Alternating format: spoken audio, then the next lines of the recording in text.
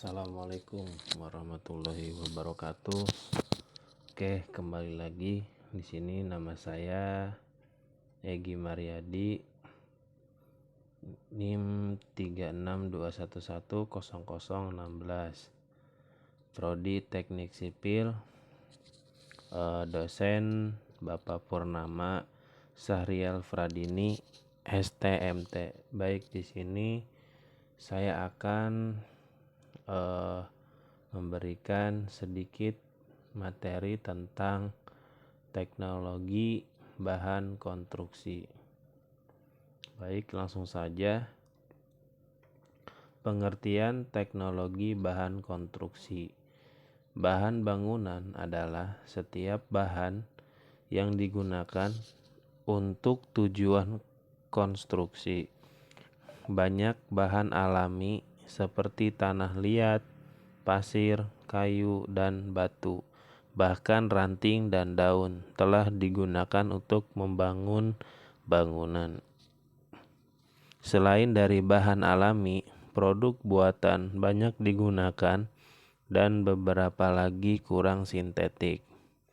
Pengertian pekerjaan konstruksi yaitu keseluruhan atau sebagian rangka kegiatan perencanaan dan atau pelaksanaan beserta pengawasan yang mencakup pekerjaan arsitektural, sipil, mekanikal, elektrikal, dan tata lingkungan masing-masing beserta kelengkapannya untuk mewujudkan suatu bangunan. Selain dengan memperhatikan bahan-bahan yang akan digunakan dalam pembuatan beton, proses pencamuran atau teknik pencampuran yang baik juga sangat mempengaruhi terhadap kualitas beton sendiri. Seperti cara mengayak pasir, lama mengaduk semen, hingga kadar air dalam campuran beton. Oleh karena itu, keberadaan teknologi bahan konstruksi sangat berpengaruh dalam dunia teknik sipil. Nah, yang selanjutnya itu adalah fungsi teknologi konstruksi. Baik, di sini adalah fungsinya itu membahas lebih lanjut mengenai fungsi teknologi konstruksi, yakni untuk memberikan gambaran ruang rancang sebuah bangunan yang efektif juga hemat, baik dari segi materi maupun bahan yang digunakan, tetapi dengan tetap mempertahankan dan memperhitungkan standar serta kualitas sebuah bangunan yang layak tinggal. Di sini adalah contoh teknologi konstruksi. Baik, di sini saya cuma memberikan 2 contoh teknologi konstruksi, yaitu yang pertama konstruksi rumah tangga.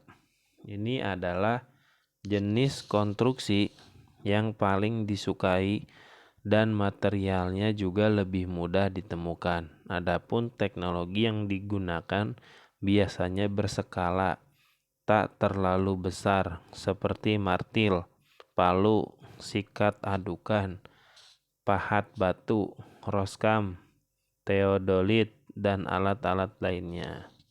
Nah, konstruksi komersial. Dalam konstruksi komersial sendiri, hal yang menjadi perhatian dasarnya adalah infrastruktur yang bertanggung jawab atas kekuatan dan usia proyek. Hal ini biasanya diluncurkan oleh lembaga pemerintahan. Proyek tersebut butuh teknologi, peralatan, serta bahan konstruksi lainnya. Nah, di sini juga saya akan memberikan tentang sedikit pengertian dari kriteria memilih bahan dan juga kriteria yang bisa dijadikan acuan. Itu diantaranya 1, mempunyai pengaruh positif terhadap kesehatan dan keamanan penghuni. Yang kedua, penggunaan bahan bangunan yang hemat. Yang ketiga, tidak menyebabkan pencemaran lingkungan. Yang keempat, bahan yang dapat digunakan dapat kembali atau bertambah kembali. 5. Keseimbangan antara bahan bangunan dan daya upaya. 6. Sumber bahan bangunan dan pengolahan dari daerah setempat. 7. Statis, yaitu tidak mengalami perubahan bahan, transformasi yang tidak dapat dikembalikan pada alam. Next, bahan bangunan untuk kebutuhan proyek konstruksi. Yang pertama, bahan bangunan sebagai bahan konstruksi.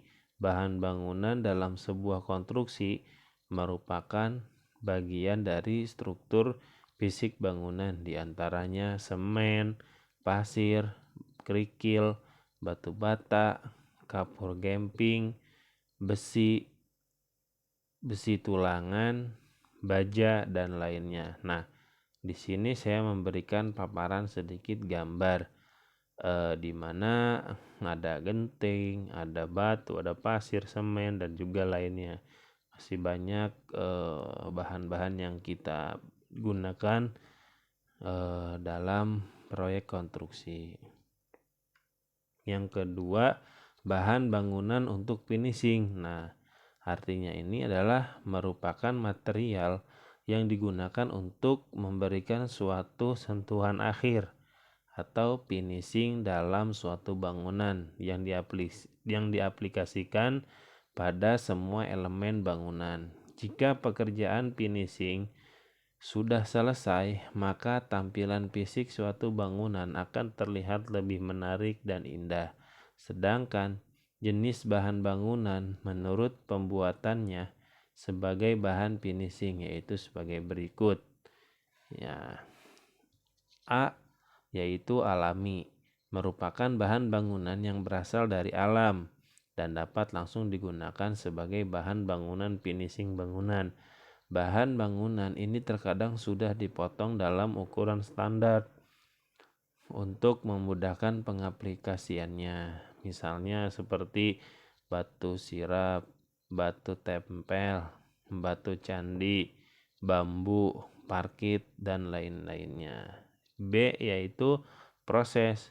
Proses di sini adalah bahan bangunan yang dibuat dari bahan alami tetapi telah melalui proses untuk siap digunakan, misalnya kayu triplek, kaca, beton pracetak, semen, batu bata, batu belah, dan lain-lainnya.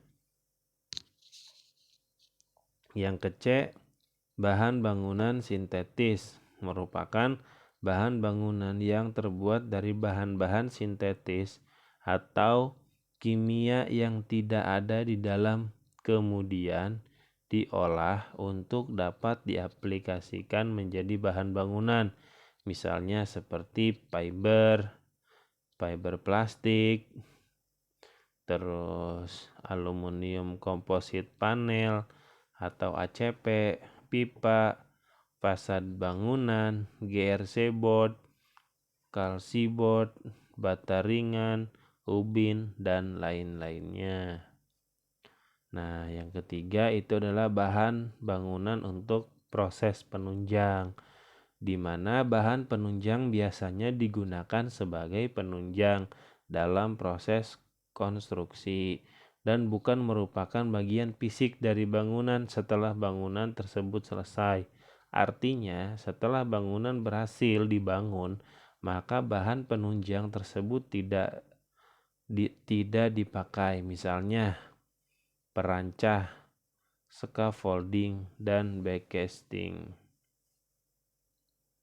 Nah, itu sedikit materi dari saya pribadi.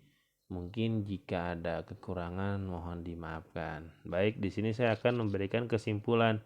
Kesimpulan yang dapat diambil pada pembahasan yaitu setiap konsep pembangunan memiliki spesifikasi bahan material yang berbeda-beda sesuai dengan kebutuhannya. Yang kedua itu adalah lokasi penggunaan bahan material mempengaruhi jenis dari bahan material itu sendiri. Nah, saran dari saya untuk mendapatkan kualitas dan harga yang Anda inginkan. Ada baiknya Anda mengenal jenis bahan-bahan bangunan beserta kelebihan dan kekurangannya secara keseluruhan sebelum memutuskan untuk memilih atau menggunakan dalam proses konstruksi. Nah, cukup sekian materi dari saya. Bijaklah dalam memilih bahan bangunan karena mempengaruhi hasil yang baik. Terima kasih. Wassalamualaikum warahmatullahi wabarakatuh.